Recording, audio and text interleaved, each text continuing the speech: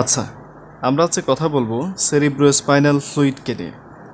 তো সেরিব্রোস্পাইনাল ফ্লুইডকে নিয়ে কথা বলতে গেলেই ভেন্ট্রিকলগুলো সম্পর্কে একটু কথা বলতে হয়, তাই আমরা ভেন্ট্রিকেল সম্পর্কেও একটু কথা বলবো।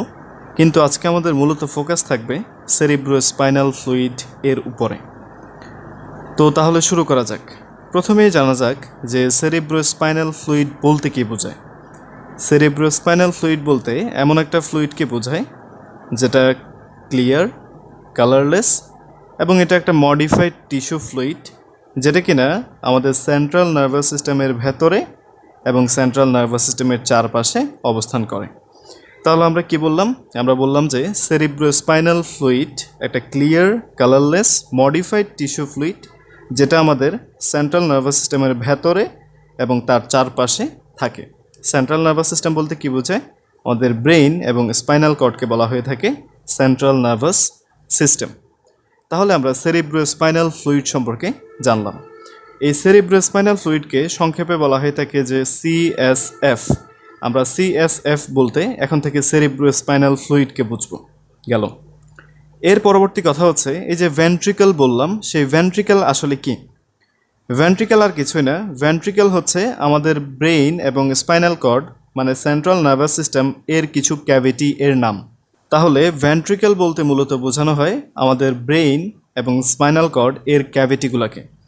তাহলে চলো আমরা একটু দেখার চেষ্টা করি যে আমাদের ব্রেইন এবং স্পাইনাল কর্ডে মানে সেন্ট্রাল নার্ভাস সিস্টেমে কি কি ক্যাভিটি পাওয়া যাচ্ছে বা কি কি ভেন্ট্রিকল পাওয়া যাচ্ছে। তো আমরা এখানে একটা চিত্র এঁকেছি, আমরা এটাকে একটু দেখার চেষ্টা করি প্রথমত। তো আমরা এখানে কি কি দেখতে পাচ্ছি? আমরা এখানে দেখতে পাচ্ছি এটা হচ্ছে আমাদের সেরেব্রাম, এটা হচ্ছে আমাদের মিড ব্রেইন, এটা হচ্ছে আমাদের পন্স, এটা মেডুলা এবং এটা হচ্ছে স্পাইনাল কর্ড। এখন আমরা এই চিত্রে ভেন্ট্রিকলগুলোকে দেখার চেষ্টা করব। আমরা যদি প্রথমত আমাদের সেরেব্রাম এর দিকে লক্ষ্য করি, তাহলে আমরা দেখব যে আমাদের মিড ব্রেইন এর উপরে দুইটা স্ট্রাকচারকে দেখা যাচ্ছে। এগুলোকে কি বলা হয়? এগুলোকে বলা হচ্ছে থ্যালামাস। এই থ্যালামাসের উপরে গেলে আমরা দুইটা সেরেব্রাল হেমিস্ফিয়ার এর ভেতরে দুইটা ক্যাভিটি দেখতে পাবো এবং এই দুইটা ক্যাভিটিকে বলা হয়ে থাকে ল্যাটারাল ভেন্ট্রিকলস। তাহলে এই দুইটা ক্যাভিটিকে কি বলা হচ্ছে? এই দুইটা ক্যাভিটিকে বলা হচ্ছে ল্যাটারাল ভেন্ট্রিকল। প্রতি পাশে একটা করে ল্যাটারাল ভেন্ট্রিকল থাকে, তার মানে ল্যাটারাল ভেন্ট্রিকলের সংখ্যা হচ্ছে দুইটা। আমাদের রাইট সেরেব্রাল হেমিস্ফিয়ারের একটা ল্যাটারাল ভেন্ট্রিকল, লেফট সেরেব্রাল হেমিস্ফিয়ারের আরেকটা ল্যাটারাল ভেন্ট্রিকল। দুইটা ল্যাটারাল ভেন্ট্রিকল মিলে আমাদের এই দুইটা থ্যালামাসের মাঝখানে যেটা তৈরি করে সেটাকে বলা হয়ে থাকে যে থার্ড ভেন্ট্রিকল। এটা হচ্ছে আমাদের সেই থার্ড ভেন্ট্রিকল। এবং এই থার্ড ভেন্ট্রিকল আমাদের এখানে এসে মানে আমাদের ব্রেন স্টেমে এসে পন্স এবং মেডুলার উপরের দিকের অংশটাতে এসে কি হয় যে আরও একটা ক্যাভিটি তৈরি করে, যেটাকে বলা হয়ে থাকে যে ফোর্থ ভেন্ট্রিকল। তাহলে lateral ventricle, third ventricle, fourth ventricle. Third ventricle এবং ফোর্থ ভেন্ট্রিকলের মাঝখানে যেই সংযোগ স্থল সেটাকে কি বলা হয়ে থাকে? সেটাকে বলা হয়ে থাকে সেরেব্রাল অ্যাকুইডাক্ট। এটাকে বলা হচ্ছে সেরেব্রাল অ্যাকুইডাক্ট। তাহলে আমরা lateral ventricle, third ventricle, cerebral aqueduct, যেটাকে আরও বলা হচ্ছে অ্যাকুইডাক্টাস সিলভিয়াস, এবং ফোর্থ ভেন্ট্রিকল, এগুলো দেখলাম। এই ফোর্থ ভেন্ট্রিকল থেকে পরবর্তীতে আমাদের এই যে স্পাইনাল কর্ড, এই স্পাইনাল কর্ডে একটা অংশ চলে যাচ্ছে, যেটাকে বলা হয়ে থাকে যে স্পাইনাল কর্ডের সেন্ট্রাল ক্যানাল। এবং সেন্ট্রাল ক্যানাল একদম সর্বশেষ অংশে এসে কিছুটা সোয়ালোয়িং দেখাতে পারে বা কিছুটা এনলার্জ হতে পারে, যেটাকে বলা হয়ে থাকে যে টার্মিনাল ভেন্ট্রিকল, যেটাকে বলা হচ্ছে টার্মিনাল ভেন্ট্রিকল। তাহলে আমরা lateral ventricle, third ventricle, cerebral aqueduct, fourth ventricle, তারপর সেন্ট্রাল ক্যানাল এবং টার্মিনাল ভেন্ট্রিকল দেখলাম। তাহলে আমরা CSF বলতে কী বোঝায় সেটা জানি, এবং আমরা জানি যে ভেন্ট্রিকলগুলা কি কি বা কোথায় কোথায় অবস্থিত। তো আমাদের এই যে ল্যাটারাল ভেন্ট্রিকল, এই ল্যাটারাল ভেন্ট্রিকলকে বলা হয়ে থাকে যে টিলেনসেফালনের ক্যাভিটি। দেখো, এটা হচ্ছে আমাদের টিলেনসেফালন বা সেরেব্রাল হেমিস্ফিয়ার। সেরেব্রাল হেমিস্ফিয়ার মূলত টিলেনসেফালন থেকে ডিরাইভড হয়, সেজন্য আমাদের এখানকার এই যে টিলেনসেফালন এর ক্যাভিটি বলা হয়ে থাকে আমাদের সেরেব্রাল হেমিস্ফিয়ারকে। দেখো, এই থার্ড ভেন্ট্রিকলকে বলা হয়ে থাকে যে আমাদের ডায়েনসেফালনের ক্যাভিটি। যেহেতু এটা আমাদের থ্যালামাসের মাঝখানে আছে, সেজন্য এটাকে বলা হচ্ছে যে ডায়েনসেফালন এর ক্যাভিটি। এর পরবর্তীতে ব্রেন স্টেমের ক্যাভিটি হিসেবে আমরা দেখতে পাচ্ছি যে আমাদের এখানে এই যে ফোর্থ ভেন্ট্রিকল, সেজন্য এটাকে বলা হয়ে থাকে যে রম্বেনসেফালন এর ক্যাভিটি। সেরেব্রাল অ্যাকুইডাক্ট হচ্ছে আমাদের মিজেনসেফালন বা মিড ব্রেইন এর ক্যাভিটি। তাহলে ফোর্থ ভেন্ট্রিকেল হচ্ছে আমরা একটু আগে বললাম রম্বেনসেফালন বা হাইন্ড ব্রেইন এর ক্যাভিটি। এবং আমাদের এখানে যেটা দেখা যাচ্ছে এটা হচ্ছে যে সেন্ট্রাল ক্যানাল, এটা আমাদের স্পাইনাল কর্ডের ক্যাভিটি। ওকে, তাহলে আমরা ক্যাভিটিগুলো সম্পর্কে জেনে নিলাম। এখন আমাদের মনে কি প্রশ্ন আসতেছে? এখন আমাদের মনে প্রশ্ন আসতেছে আমরা যে সিএসএফটা বললাম এটা কোথায় থাকে? এটা থাকে আমাদের ব্রেইনের ভেতরে এবং ব্রেইন এর চারপাশে বা সেন্ট্রাল নার্ভাস সিস্টেমের চারপাশে। তাহলে আমরা যদি একটু দেখার চেষ্টা করি যে আমাদের সেন্ট্রাল নার্ভাস সিস্টেমের ভিতরে কোথায় থাকে আর বাইরে কোথায় থাকে। আমাদের সেন্ট্রাল নার্ভাস সিস্টেমের ভেতরে এই সেরিব্রোস্পাইনাল ফ্লুইড এর অবস্থানটা হচ্ছে এই ক্যাভিটিগুলোর ভেতরে। এই ক্যাভিটিগুলোর ভেতরে সেরিব্রোস্পাইনাল ফ্লুইড থাকে এবং আমাদের সেন্ট্রাল নার্ভাস সিস্টেমের চারপাশে আমরা বললাম যে সেরিব্রোস্পাইনাল ফ্লুইড থাকে। সেটা কোথায় থাকে? সেটা থাকে এই যে দেখো, এটা হচ্ছে আমাদের অ্যারাকনয়েড ম্যাটার। আমরা এখানে দেখেছি এটা হচ্ছে অ্যারাকনয়েড ম্যাটার, এটা হচ্ছে অ্যারাকনয়েড ম্যাটার। আর এটা হচ্ছে এই যে এই কালার আমরা যেটাকে দেখিয়েছি সেটা হচ্ছে কি? সেটা হচ্ছে পিয়া ম্যাটার। এটা হচ্ছে পিয়া ম্যাটার। তাহলে এই অ্যারাকনয়েড ম্যাটার এর নিচের এই জায়গাটাকে কি বলা হয়?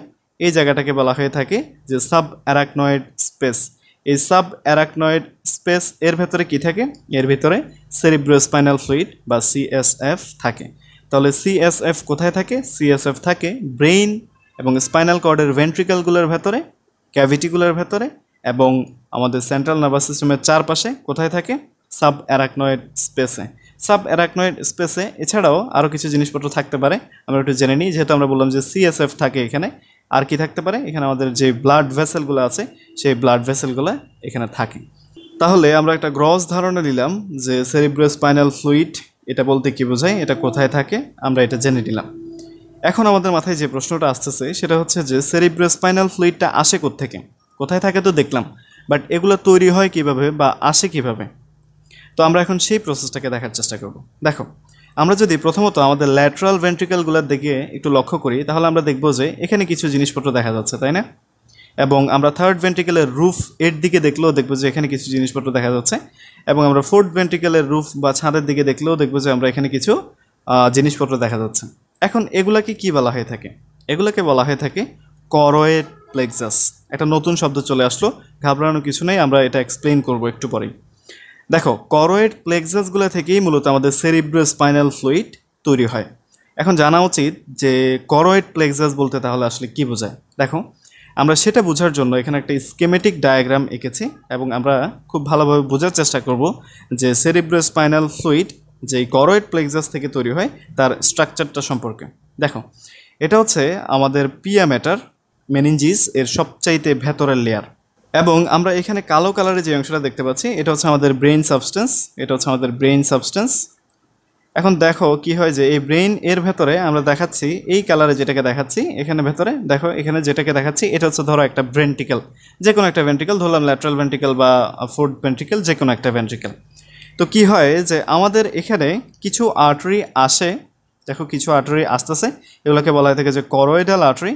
এই করয়েডাল আর্টারিগুলো আসে, এসে কিছু ক্যাপিলারিতে ভাগ হয়, যেমনটা আমরা এখানে দেখতে পাচ্ছি। দেখো আসছে কিছু ক্যাপিলারিতে ভাগ হয়েছে, ভাগ হয়ে আবার একটা ভেইন হয়ে চলে যাচ্ছে, এটাকে বলা হয়ে থাকে যে করয়েডাল ভেইন। এই যে করয়েডাল আর্টারি আসলো, ভিতরে কিছু ক্যাপিলারি তৈরি করলো, আবার এই যে করয়েডাল ভেইন বের হয়ে গেল, এই স্ট্রাকচারটাকে আমরা দেখতেছি যে আমাদের পিয়া ম্যাটার গিয়ে ঢেকে রাখতেছে, তাই না? দেখো আমাদের পিয়া ম্যাটার এখান দিয়ে গিয়ে এই স্ট্রাকচারটাকে ঢেকে রাখতেছে। দেখো আমরা এখানে দেখতে পাচ্ছি যে আমাদের এখানকার এই যে করয়েড এর যে আর্টারিগুলো আছে বা যে ক্যাপিলারিগুলো আছে এগুলাকে একটা এই যে পিয়া ম্যাটারের একটা আবরণ ঘিরে রাখতেছে। পিয়া ম্যাটারের আবরণ সহ আমাদের এখানকার এই যে ক্যাপিলারি আছে সেই ক্যাপিলারিগুলোকে একসাথে বলা হয়ে থাকে টিলা করয়েডা। তাহলে দেখো আমাদের করয়েডাল আর্টারি, করয়েডাল ভেইন এগুলো গিয়ে ভেতরে যে আমাদের ক্যাপিলারি তৈরি করতেছে সেটাকে যে পিয়া ম্যাটার ঘিরে রাখতেছে, এই দুইটা জিনিসকে একসাথে বলা হয়ে থাকে কি? টিলা করয়েডা। এখন এই টিলা করয়েডার উপরে যখন অ্যাপেন্ডাইমাল সেল এর একটা আবরণ তৈরি হয়, যেটা আমরা এখানে দেখিয়েছি এবং এখানেও আমরা দেখানোর চেষ্টা করছি, যদি একটা আবরণ তৈরি হয় তখন সেটাকে কি বলা হয়? তখন সেটাকে বলা হচ্ছে করয়েড প্লেক্সাস। তাহলে করয়েড প্লেক্সাস মানে কি?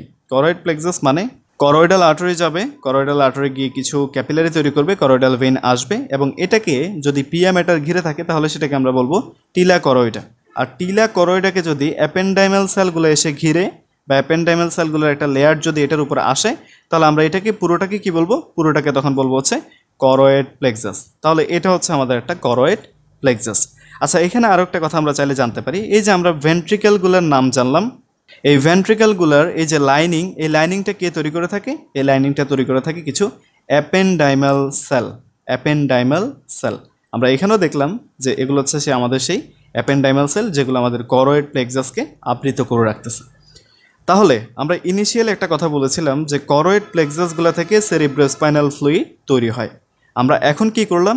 আমরা এখন করয়েড প্লেক্সাসটা আসলে কি সেটা দেখে নিলাম। তাহলে আমরা করয়েড প্লেক্সাসের স্ট্রাকচার সম্পর্কে জানি। এখন কথা হচ্ছে আমাদের এই করয়েড প্লেক্সাস থেকে কীভাবে সেরিব্রোস্পাইনাল ফ্লুইড তৈরি হবে। দেখো, আমাদের হাতে আছে কি, এখানে কিছু ক্যাপিলারি আছে, তাই না? ক্যাপিলারি থেকে কিছু জিনিসপত্র এদিকে আসার মাধ্যমেই মূলত আমাদের সেরিব্রোস্পাইনাল ফ্লুইডটা তৈরি হবে। তাহলে সেটা বোঝার জন্য আমরা এখানে আমাদের একটা অ্যাপেন্ডাইমাল সেলকে আঁকবো। ধরো এটা হচ্ছে আমাদের একটা অ্যাপেন্ডাইমাল সেল, এটা হচ্ছে তার লেয়ার, বেসমেন্ট মেমব্রেনের মতো কিছু একটা। এটা হচ্ছে আমাদের এখানকার পিয়া ম্যাটার, আর এটা হচ্ছে ধরো আমাদের এখানকার এই যে করয়েডাল ক্যাপিলারি। ওকে, এখন যেটা হয় যে এটা হচ্ছে আমাদের ভেন্ট্রিকেলের লুমেন এর দিক, মানে এটা হচ্ছে আমাদের এই ভেতরের দিক, এবং এই দিকটা হচ্ছে কি আমাদের এই অংশটা হচ্ছে এই দিকটা, মানে এটা হচ্ছে ব্লাডের দিক। ওকে, তাহলে দেখো আমাদের এই যে ভেন্ট্রিকেলের লুমেন এর দিকে কি থাকে? ভেন্ট্রিকেলের লুমেন এর দিকে একটা অ্যাক্টিভ পাম্প থাকে। এই যে দেখো একটা অ্যাক্টিভ পাম্প থাকে। এটা কি করে? এটা আমাদের 3টা সোডিয়ামকে বাইরে নিয়ে আসে এবং 2টা পটাশিয়ামকে কোষের ভেতরে নিয়ে যায়। দেখো, 3টা সোডিয়ামকে কোষের বাইরে আনতেছে, 2টা পটাশিয়ামকে কোষের ভেতরে নিচ্ছে। তোমরা অবশ্যই বুঝে গেছো এটার নাম কি। এটার নাম হচ্ছে যে সোডিয়াম পটাশিয়াম এটিপিএস। এটিপিএস কেন বলা হচ্ছে? কারণ সে এই কাজটা করার জন্য একটা এনার্জি খরচ করে বা একটা এটিপি খরচ করে। আমরা দেখাচ্ছি এখানে যে সে এটিপি খরচ করতেছে। তাহলে দেখো আমাদের এখানে একটা অ্যাক্টিভ পাম্প দেখা যাচ্ছে। এই অ্যাক্টিভ পাম্পটার মাধ্যমে কি হচ্ছে? 3টা সোডিয়াম বাইরে আসতেছে এবং 2টা পটাশিয়াম কোষের ভেতরে প্রবেশ করতেছে। তার মানে কোষের বাইরের অংশটা সোডিয়ামে রিচ হয়ে যাচ্ছে এবং কোষের ভেতরটা পটাশিয়ামে রিচ হয়ে যাচ্ছে। এর পরবর্তীতে আমরা যদি লুমেন এর দিকে তাকাই, তাহলে আমরা এখানে আরও একটা চ্যানেল দেখতে পাবো। ধরো আমরা অন্য একটা কালারে, এই কালারে সেই চ্যানেলটাকে দেখি। এই চ্যানেলটা কি কাজ করতেছে? এই চ্যানেলটাকে বলা হয়ে থাকে যে কো ট্রান্সপোর্টার। এই চ্যানেলটাকে বলা হচ্ছে কো ট্রান্সপোর্টার। এটা কি করে? এটা আমাদের এখান থেকে মানে সেলের ভেতর থেকে 2টা জিনিসকে একসাথে নিয়ে আসে বাইরে। যেমন সে আমাদের ক্লোরাইডকে নিয়ে আসে এবং সে আমাদের পটাশিয়ামকে নিয়ে আসে। তাহলে দেখো আমাদের এখানে যে পটাশিয়ামটা চলে যাচ্ছে, এই পটাশিয়ামটা আবার এই চ্যানেলের মাধ্যমে এদিকে চলে আসতেছে। এবং আমরা এখানে আরও কিছু চ্যানেল দেখতে পাই, সেগুলো সম্পর্কে আমরা কনসার্ন না। এখন দেখো তাহলে জিনিসটা কি হচ্ছে? জিনিসটা হচ্ছে আমাদের এখানে সোডিয়াম অনেক বেশি আসতেছে, আমাদের এখানে পটাশিয়াম এবং ক্লোরাইড এর পরিমাণটাও বেড়ে যাচ্ছে। তাহলে এখানে কিছু পার্টিকেল আসতেছে, তাই না? দেখো এই পার্টিকেলগুলো চার্জযুক্ত এবং এগুলোকে বলা হয়ে থাকে যে অসমোটিক্যালি অ্যাক্টিভ পার্টিকেল। যখন এরকম অসমোটিক্যালি অ্যাক্টিভ পার্টিকেল এখানে জমা হবে, তখন কি হবে? যে আমাদের এখানে একটা অসমোটিক প্রেশার ক্রিয়েট হবে এবং এই অসমোটিক প্রেশার আমাদের ব্লাড এর ভেতর থেকে পানিকে ক্যারি করে নিয়ে আসবে। অবশ্যই আমাদের এখানে কিছু অ্যাকুয়াপোরেন্স থাকে যেগুলো আমাদের এই পানিটাকে নিয়ে আসতে সাহায্য করবে। তাহলে ঘটনাটা কি? ঘটনাটা হচ্ছে আমাদের এখানে অ্যাক্টিভ মেকানিজম এর মাধ্যমে কিছু আয়ন এদিকে আসতেছে, সেই আয়নগুলা অসমোটিক প্রেশার ক্রিয়েট করতেছে। সেই অসমোটিক প্রেশার আমাদের এখান থেকে ব্লাড থেকে ওয়াটারকে টেনে নিয়ে আসতেছে এবং এভাবেই আমাদের এখানের যে সিএসএফ, সেই সিএসএফ কিন্তু ফরমেশন হচ্ছে। তাহলে অসমোসিসের মাধ্যমে ওয়াটারটার মুভমেন্ট হচ্ছে। তাহলে আমরা এখানে ওয়াটার এর মুভমেন্টটা কীভাবে হয় এবং কিভাবে আমাদের এখানে যে সিএসএফ, সেই সিএসএফ ফরমেশন হয় সেটা আমরা দেখলাম। ফরমেশন হওয়ার এই প্রক্রিয়াটাকে কী বলা হয়? এই প্রক্রিয়াটাকে বলা হচ্ছে সিক্রেশন। তাহলে এই প্রক্রিয়াটার নাম হচ্ছে সিক্রেশন। এছাড়াও আরও কিছু গুরুত্বপূর্ণ কথা, আমাদের এখানে শুধুমাত্র যে এই আয়নগুলো থাকে, ওয়াটার থাকে তা কিন্তু না, এখানে আরও অনেক জিনিসপত্র থাকে। এখানে প্রোটিন থাকে, এখানে গ্লুকোজ থাকে। গ্লুকোজ এখানে আসে, তবে গ্লুকোজ ব্লাডে যতটুকু থাকে এখানে তার থেকে অনেক কম আসে।